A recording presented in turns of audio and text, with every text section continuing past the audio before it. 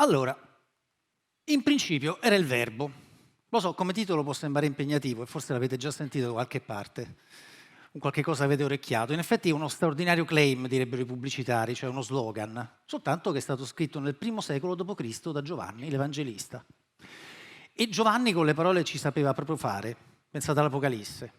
Ma io devo parlare del potere della parola. E quindi mi serviva un incipit letterario potente. L'imbarazzo della scelta era amplissimo, immaginate migliaia di anni di letteratura, c'era, che ne so, Chiamatemi Ismaele, Moby Dick, Herman Melville, bellissimo. Però mi avrebbe costretto a parlare di Capodogli, non so quanto vi sarebbe interessato, e forse non era del tutto a fuoco. E poi c'era quest'altro che era veramente meraviglioso. Molti anni dopo, il colonnello Aureliano Buendia, di fronte al plotone d'esecuzione, si ricordò di quando il padre lo portò per la prima volta a vedere il ghiaccio. Gabriel García Márquez, 100 anni di solitudine. Però era lungo e quindi l'ho scartato. E quindi in principio era il verbo, ha sbaragliato la concorrenza. Vorrei cominciare però con un piccolo test. Alzi la mano chi sa che cos'è l'osso ioide. Non vale per i medici e i biologi, loro dovrebbero saperlo e se non lo sanno facciamo il nostro piccolo segreto, rimane tra di noi. Allora, per chi come me fino a non molto tempo fa ne ignorava l'esistenza, ecco ve lo presento. Beh, in effetti non ci dice un granché, un ossicino. Però vi farebbe impazzire nel puzzle del nostro scheletro perché è l'unico osso che non è collegato ad altre ossa. È alla fine della lingua, dietro la nostra carotide, e quelle 4 antennine o corna, come vengono chiamate più tecnicamente, sono collegate a un complesso sistema di muscoli e di cartilagini che sovrintendono al nostro apparato respiratorio, impediscono che ci strozziamo. Trattenete il fiato, chiudete la gola, ecco, loro hanno fatto il loro lavoro. L'evoluzione ha fatto il suo lavoro, però poi il Sapiens ci ha messo del suo. Il Sapiens, sì, noi. La storia parte qualche centinaio di migliaia di anni fa, secondo un copione che forse abbiamo già sentito. Il Sapiens, da buon ultimo, decide di lasciare l'Africa perché ha scarsità di risorse. E prima di lui, in Eurasia, dove si stava spostando, c'erano stati gli Ergaster, i Denisova e poi i nostri cugini. Eccoli, i Neanderthal. Da notare, noi eravamo i neri e loro erano i bianchi. Comunque, questo è rilevante. Beh, come potete vedere, forse non era una buona idea litigare con un Neanderthal, era molto più grosso di noi, molto più muscoloso e la scatola cranica fa pensare che fosse più intelligente. Allora, come abbiamo fatto a soppiantarli?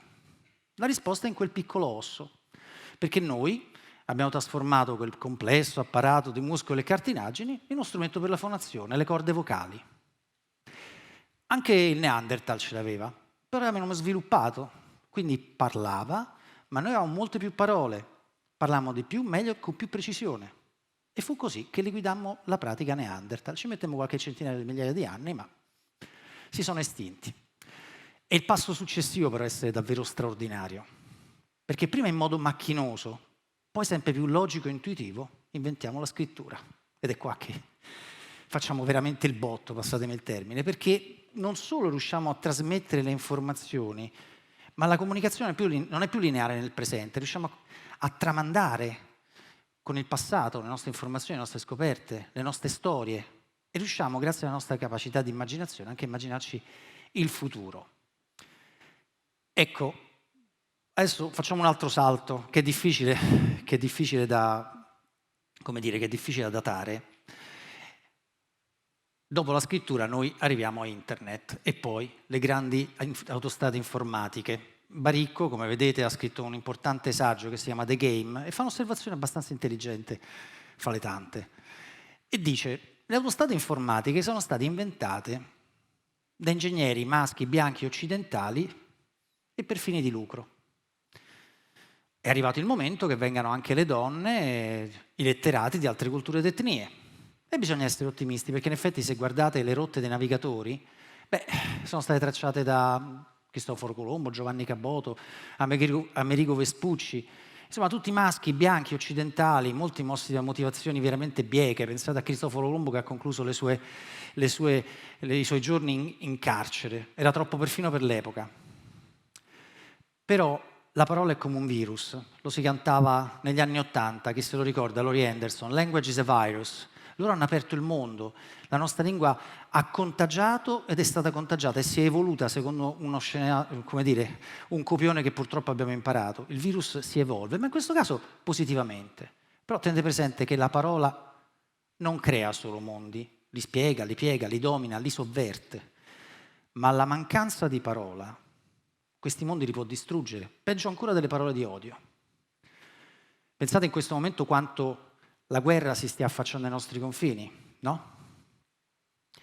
E la guerra, noi pensiamo di risolverla con le armi, mentre invece l'unica soluzione naturale della guerra è il confronto e il dialogo, cioè le parole. Non bisogna andare molto lontani per la storia per vedere quanto in effetti l'assenza di parole possa aver provocato dei danni. Ecco, vedete, questi sono soldati americani. Andiamo in Afghanistan. Dopo 20 anni noi, dopo miliardi di dollari spesi, dopo decine di migliaia di morti, e questa è la cosa più grave, abbiamo lasciato il paese. Perché? Perché i talebani hanno opposto una fiera resistenza. I talebani, l'etnia dominante, sono Pashtun. La parola indoeuropea dice proprio quello che sono, pastori. Ma sono anche guerrieri. E per loro la guerra fa parte della vita, ma anche la sconfitta, che non è disonorevole, a condizione che ci si sieda a un tavolo e si negozino i termini della resa. Noi questo non lo facemmo. E commettemmo lo stesso errore in Iraq, perché la storia insegna, ma a volte noi ci dimentichiamo di imparare. Dopo una facile vittoria, affrontammo una devastante resistenza irachena. Il triangolo sunnita, ve lo ricordate, è un incubo per i cronisti di guerra. Anche in quel caso, il Mukhabarat, che era il temibile apparato di sicurezza di Saddam Hussein, attendeva i generali americani per discutere i termini della transizione e anche là ci rifiutammo di parlarci. E poi ci fu la rivolta irachena. Ma d'altronde anche la guerra fredda ha seguito un copione simile. Non ci fu mai uno scontro diretto fra NATO e Patto di Varsavia, fu una guerra a bassa intensità e si concluse con il collasso dell'Unione Sovietica, anzi, più correttamente con l'implosione. Secondo molti storici è proprio quello, questa mancata discussione, questo mancato trattato di pace che fu siglato, l'origine delle crisi attuali che stiamo vivendo. Però adesso voglio proporvi, come si dice, una smaller picture, e cioè due storie. La prima è a Gaza, 2007. Riesco a entrare, nonostante stia vivendo il momento più terribile, un embargo devastante che sta colpendo l'enclave palestinese.